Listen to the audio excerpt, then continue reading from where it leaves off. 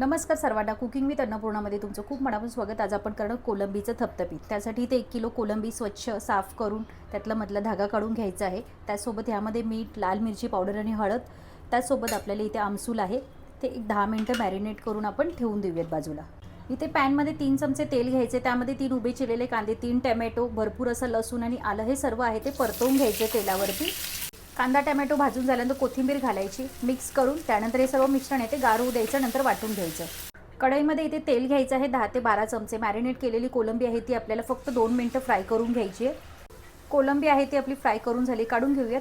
त्याच तेलामध्ये 2 हिरव्या मिरच्या, वाटून घेतलेलं वाटण घालायचं आहे, 1 चमचा लाल मिरची पावडर, 1.5 चमचा मालवणी मसाला घालून छान असं परतवून घ्यायचं वाटण.